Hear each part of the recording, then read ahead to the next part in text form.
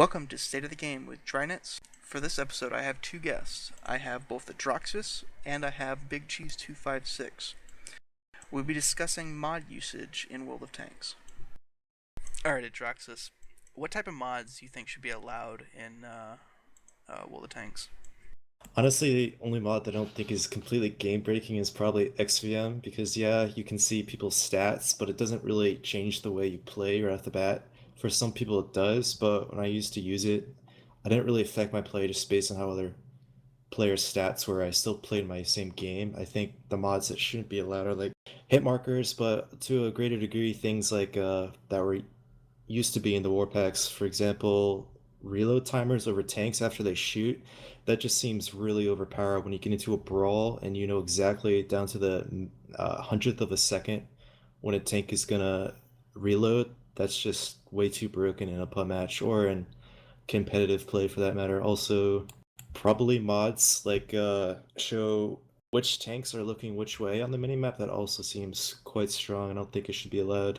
Anything that you can't already use with your brain to get the answer to, I don't think it should be allowed other than just crosshair mods, XVM, and maybe just the hit log that shows you how much damage you've done in the game, because I think that is kind of useful. It gives you a gauge of to see how much you're doing in a match, and if you're not really pulling your weight, you're not doing much damage early on, maybe you should it kind of will let you know that you need to get to a different spot to do that damage, because if you still see that 5 minutes into the game, you're obviously doing something really wrong. So there's many more mods than just that Adroxis. You got stuff just changes the stuff in your garage. You have things that change like what your crew members look like. This whole pile of them. Those mods are fine. They don't actually change the actual gameplay. They're just all aesthetic and cosmetic, and people can should be able to do whatever they want with their garages. I don't care about that. I agree. Audio, cosmetic mods, they're all perfectly fine. As long as it's not altering gameplay and giving you some sort of advantage over another person in a match, I could care less about what mods people are using. All I care about is in the game, giving people unfair advantages. And I'm pretty sure the EULA definition of what mods are banned is exactly that. It's anything that gives a player an advantage or unfair advantage over people that don't have that mod. And that's it's very vague to describe, but you can pretty much argue anything that changes something in game will give them an unfair advantage. Exactly. Not so much like the damage counter thing. That's fine. I don't really care about that. I don't really care about the crosshairs. It's fine too. But almost anything else really can.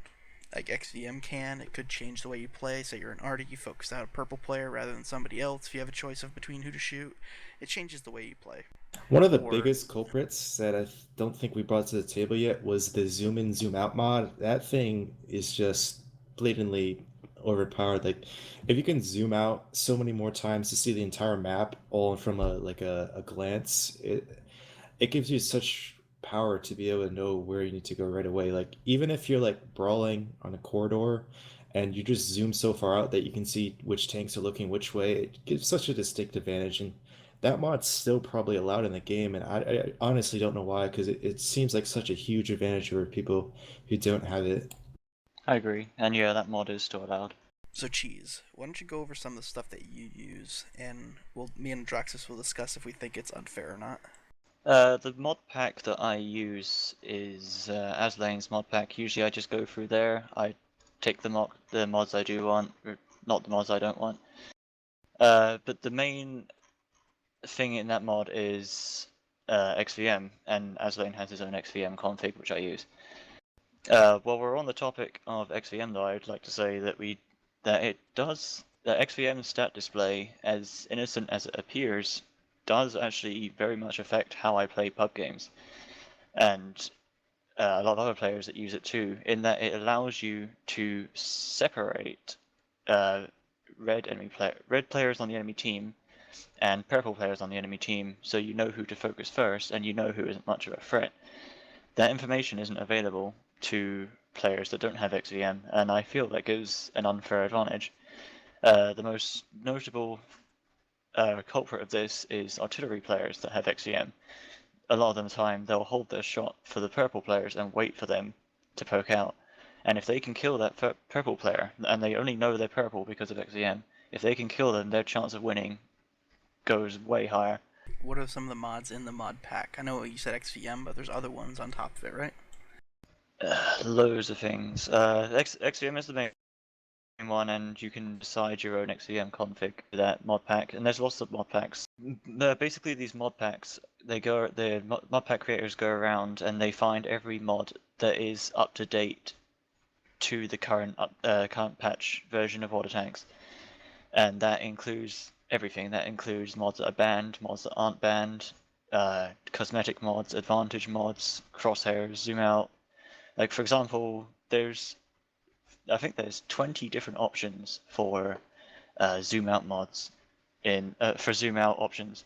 You can zoom out 30 times, you can zoom out 60 times, you can zoom in 30 times, or you can zoom in 10 times. There's a lot of ability to customize those mods to your liking. So you said like zoom in, zoom out. You use that? Yep. All right. So zoom out was one of like the first mods that really hit the NA scene, and I always thought that mod was ridiculously overpowered. Basically, what it does is let you zoom out as far as you want to.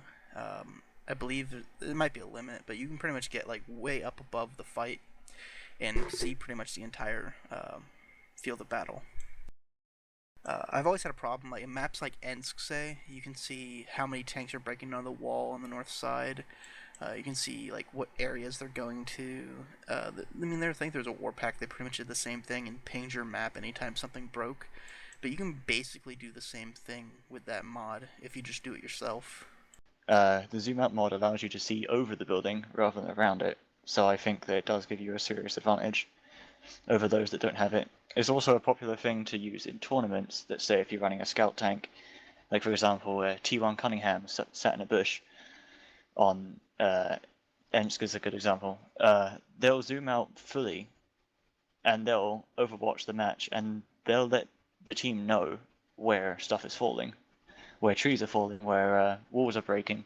Because they're zoomed out and they can see the entire map from above, they can relay that to the team.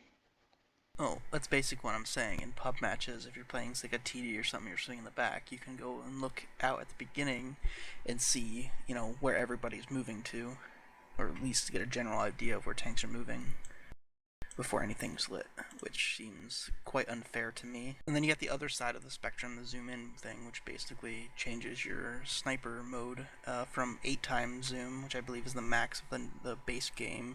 You can increase it up to, I think, you said 30 times was the legal limit for NA? Yeah, 30. Anything above 30 you can see through shrubbery. Yeah, so that seems kind of ridiculous to me. I mean, yeah, you're not really going to get any better shot, but you can see, like, the tank better that you're shooting at. Like, it's not going to change your dispersion or anything from your shots, but you will be able to see where you're aiming a lot better at long ranges. So that seems to give an advantage to me, or for the player also. I think that's fine, just because even if you're using, say, Waffenträger 100 0.29 accuracy gun, it's still, no matter how zoomed in you are, it's still going to fly all over the place. You're still going to track with zero, you're still going to bounce off upper plates, despite being fully zoomed on commander's hatches. So I don't really think, in that case, it gives you much of an advantage. It's not necessarily about the amount of advantage, it's just is there an advantage that it gives. I'm not saying that 30 times zoom is game breaking, like anybody that has it should get banned immediately, but there is an advantage no matter how small it is. That's just basically what I'm trying to go over, is look at what the statement in the EULA is versus, what mods are allowed and which mods aren't. I can agree, yeah. It does give something to a player that has that mod to over those who don't have it. As simple and as small as it is. I mean, think about it. Like, anybody that's downloading a mod and installing a mod, the reason for doing that is either they like the way it changes the game, like based on crosshairs or the garage or anything like that, or it gives them some type of advantage. I'm kind of in both fields. Like, I do have a lot of cosmetic mods. My garage has changed. My crew members have all changed to the female crews. I've got music mods. I've got sound mods, explosion mods, voice mods. They're all cosmetic. They don't affect gameplay at all. They just make it more enjoyable. But at the same time, I have included the mods that I think give me an advantage, such as a mod that is currently available on NA is the minimap mod, which allows you to see which way the enemy's looking. It's not much use for mediums or heavies, but it lets you see which way a tank destroyer is looking, and that can be really good for planning out where you're going to go next, or when to poke. I'll make it perfectly clear that I'm probably pretty biased on this. I would have argued the same thing when the minimap thing was part of XVM, where it showed like the tank names and stuff on the minimap, and that wasn't part of the regular game.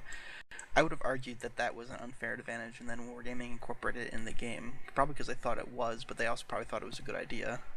I do like the way they give wargaming ideas. Like, for example, a mod that people have been that brought up a lot of controversy on the forums was the artillery battle assistant mod, which lets you change the field of view of artillery to like a 50-degree angle, so you can, instead of seeing directly from above, you can better see if you can hit this guy behind cover, how much of him you can actually see, where your gun's going to disperse to. And Wargaming surprisingly came out and said that's absolutely fine.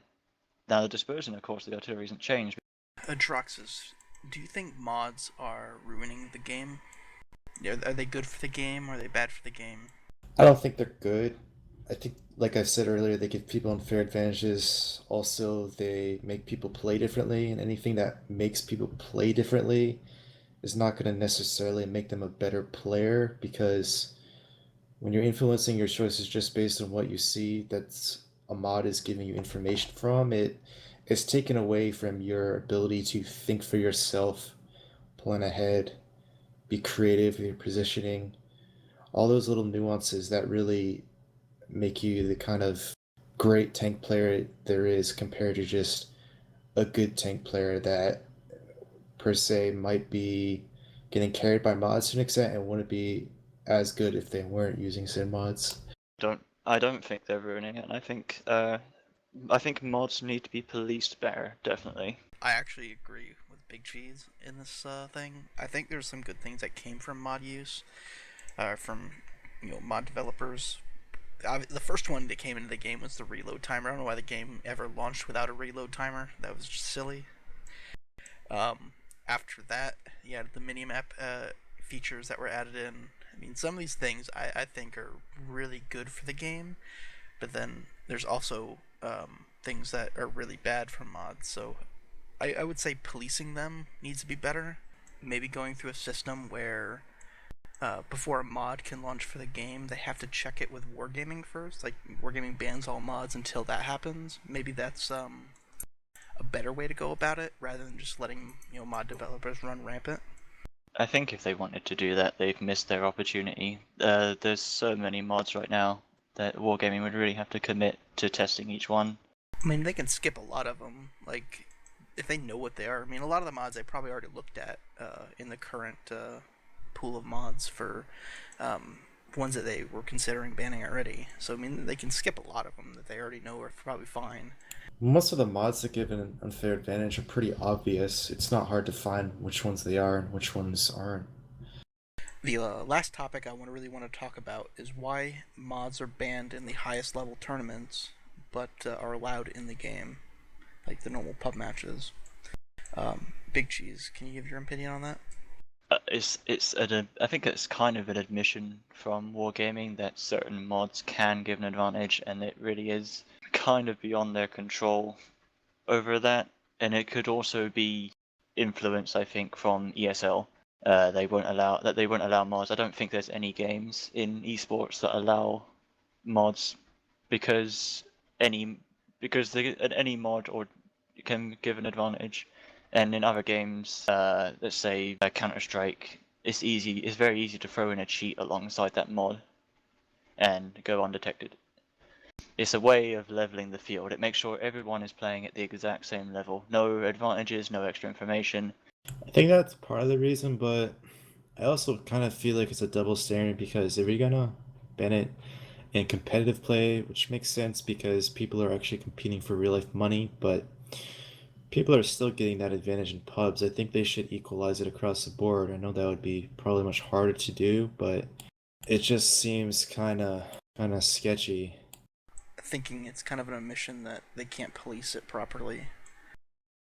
Um, for league play. Like if they allow mods, they have to go through and say these are the mods that are allowed, and nothing beyond that. I think what it comes down to is if it's not hurting the company's money supply, I don't think they really give a crap. Like, I think mods actually give some people an incentive to keep playing a game for a much longer time than otherwise if they had no mods at all.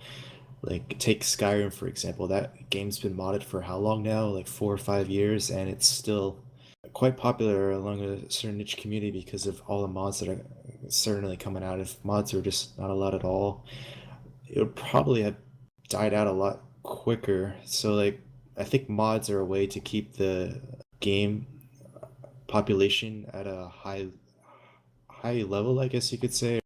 I agree with what you're saying that mods in a lot of games like Skyrim and some other ones like that do give the game extra life, but I'm not sure that's quite relevant for all the tanks because those mods like for Skyrim are overhaul, but they pretty much it's almost like playing another game when you use the mods. For all the tanks, it's not really the same thing.